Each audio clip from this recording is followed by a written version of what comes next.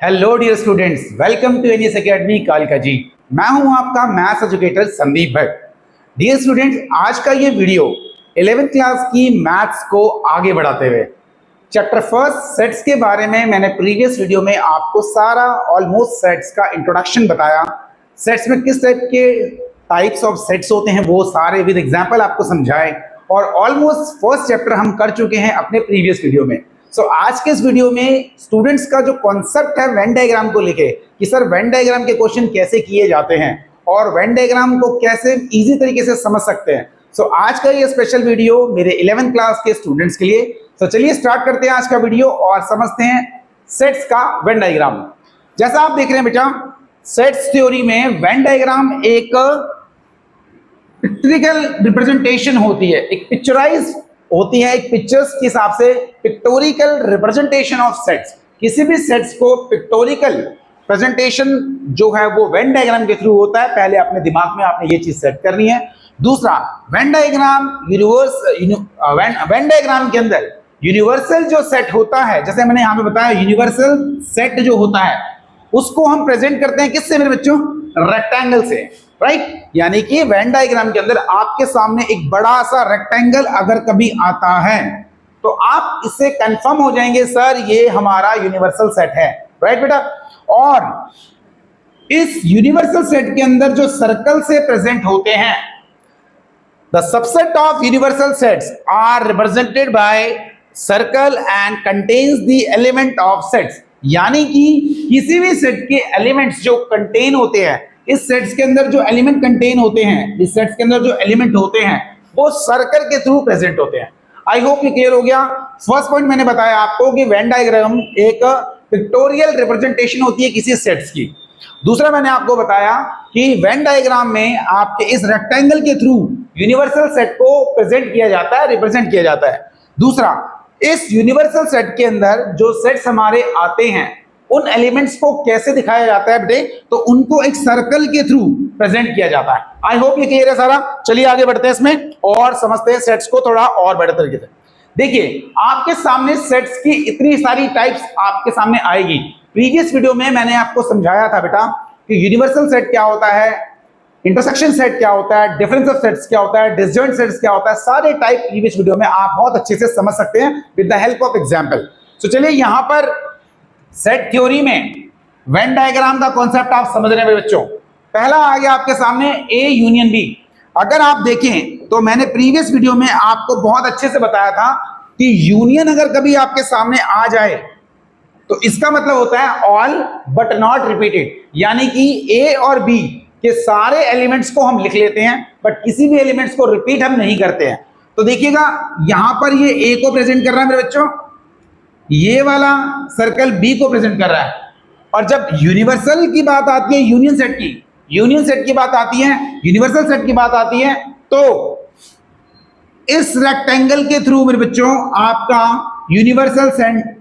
Universal set represent हो रहा है और वहीं पर ये सर्कल्स ए और बी को रिप्रेजेंट कर रहे हैं।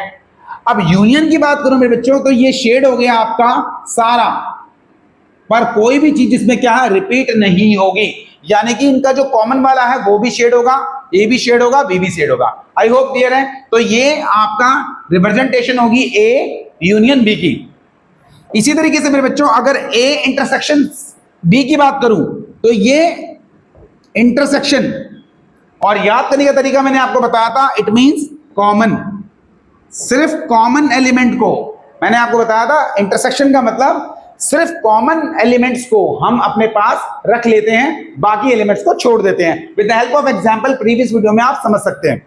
वेन डायग्राम की बात करूं मेरे बच्चों तो कॉमन ए और बी में ये वाला पोर्शन, सर्कल का ये वाला पार्ट जो बी में आ रहा है और बी सर्कल का ये वाला पार्ट जो ए में आ रहा है, कॉमन वाले को हम वेन डायग्राम में ऐसे दिखा देंगे जो मैंने ग्रीन कलर से यहाँ पे शेड किया हुआ है। आई होप क्लियर होगा ये। चलेगा, पढ़ते हैं अगले। ए माइनस बी यानी कि आपका ये हो गया डिफरेंस ऑफ सेट।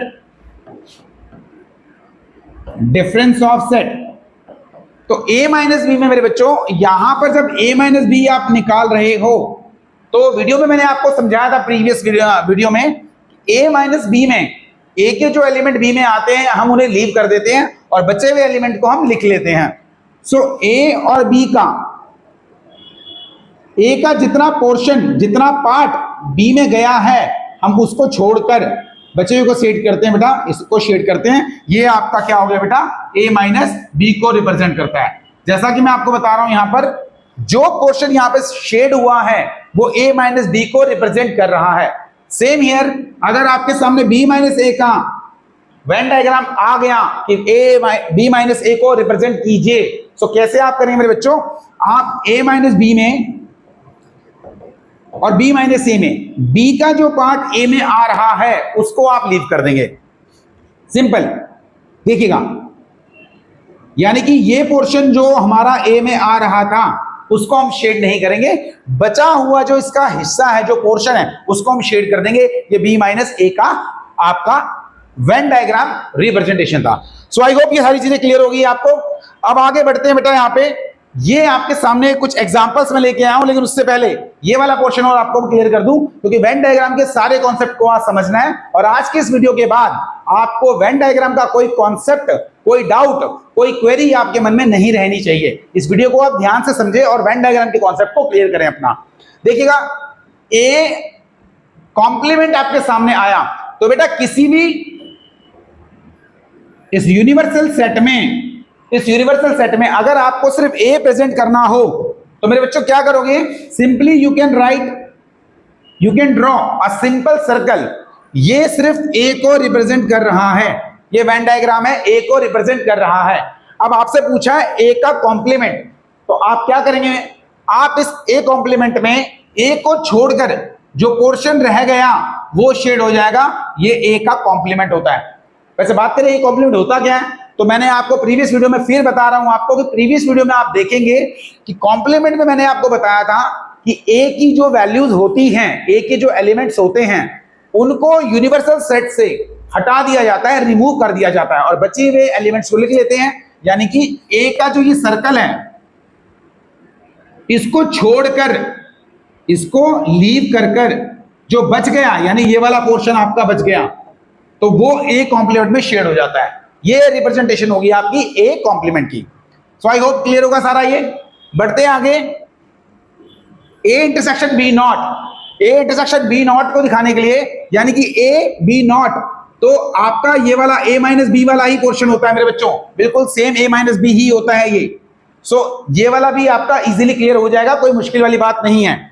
अगर हम यहां पर इंटरसेक्शन के स्थान पर, इंटरसेक्शन की जगह अगर यूनियन हम कर देते हैं तो कैसा होता है सर, तो मेरे बच्चों इसको ऐसे दिखाते हैं कि ए और बी का यूनियन, और यहां पर बी का कॉम्प्लीमेंट हुआ है। एक बी के कॉम्प्लीमेंट को कैसे दिखाएंगे, जो भी इस यूनिवर्सल सेट में बी का पोर्शन सेट नहीं हुआ है, शेड, जो ये वाला सेट में ये वाला पोर्शन शेड नहीं हुआ है, ये बी नॉट को दिखाता है मेरे बच्चों। देखो इतना पोर्शन बी नॉट को दिखाता है ये, और यूनिवर्सल है तो यूनिवर्सल सेट में आपका ये आएगा ही आएगा, ठीक है बेटा।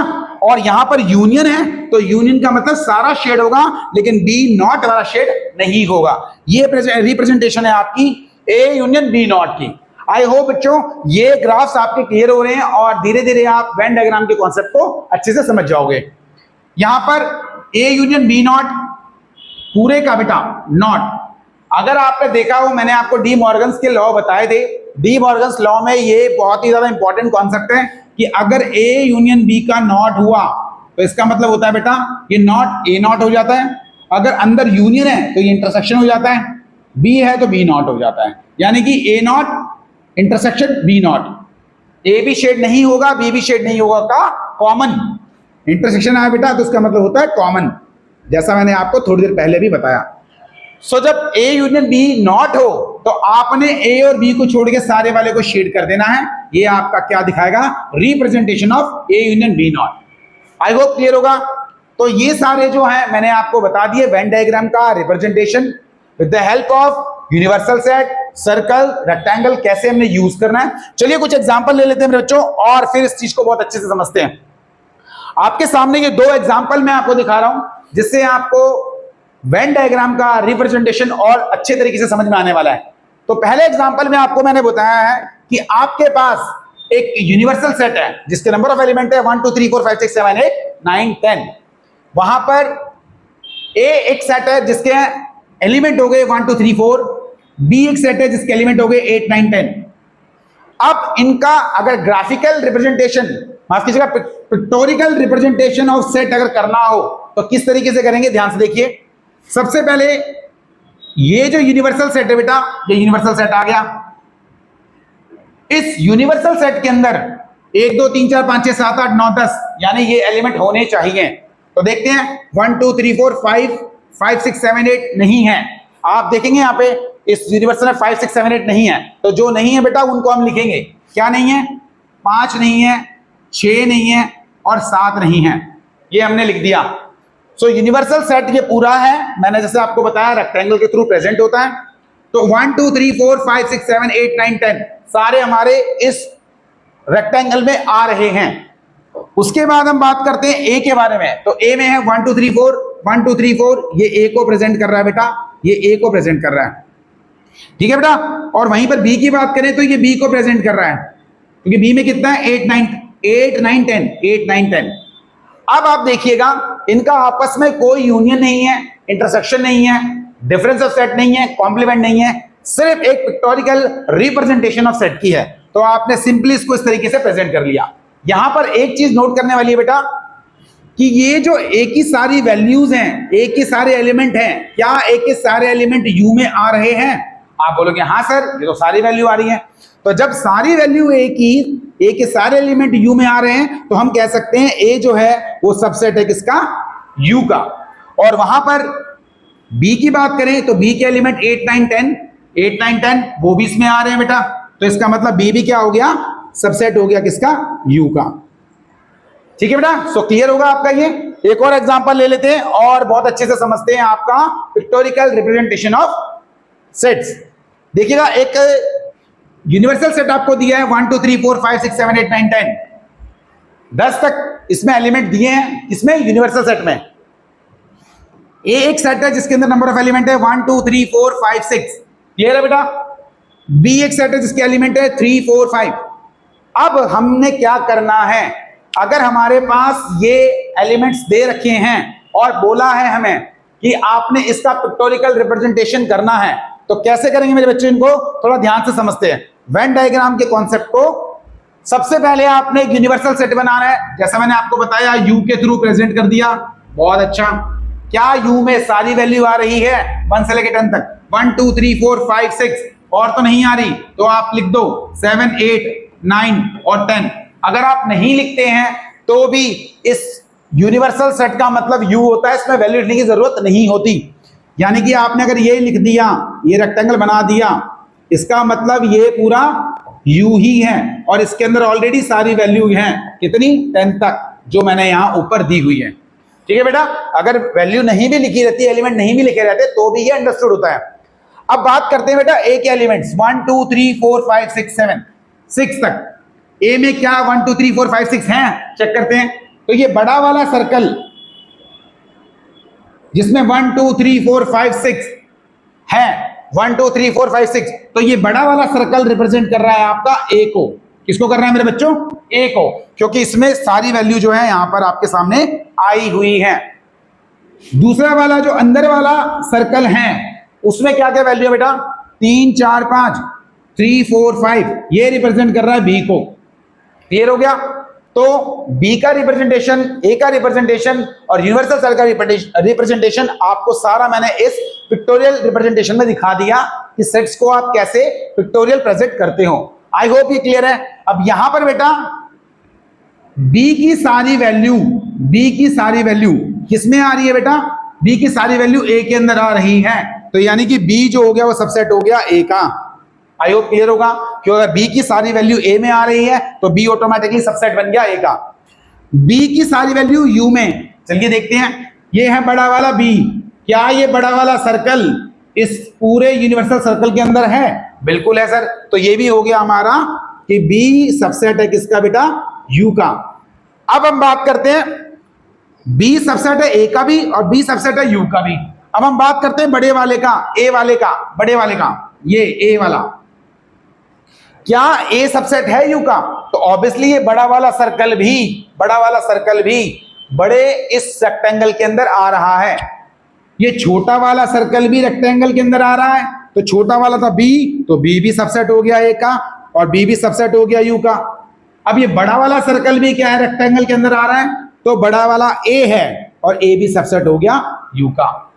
सो आई होप बच्चों जितना भी मैंने एग्जांपल्स कराए, सेट्स का वेन डायग्राम आपका क्लियर हो चुका है। इस वीडियो को आप ध्यान से समझेंगे कि कैसे ग्राफिकल प्रेजेंटेशन और रिप्रेजेंटेशन होता है आपका पिक्टोरियल ग्राफ के थ्रू, ठीक है बेटा। तो एक पिक्टोरिकल प्रेजेंटेशन ही आपको वेन डायग्राम के बारे में अच्छे से बताएगा। वीडियो को आप पॉज करके इसके क्वेश्चंस को समझने की कोशिश करें। जो भी कॉन्सेप्ट आपका अगर क्लियर ना हो तो नेक्स्ट वीडियोस में आपको और ज्यादा प्रश्न करवा के और ज्यादा क्वेश्चन करवा के सेट्स के कॉन्सेप्ट को समझ लेंगे। सो आई होप आज का ये वीडियो आपको पसंद आया, जिसमें सेट थ्योरी आज हमारी ओवर हो गई है। अब अपनी बुक्स के क्वेश्चन आप कर सकते हैं easily. Thank you so much for watching this video.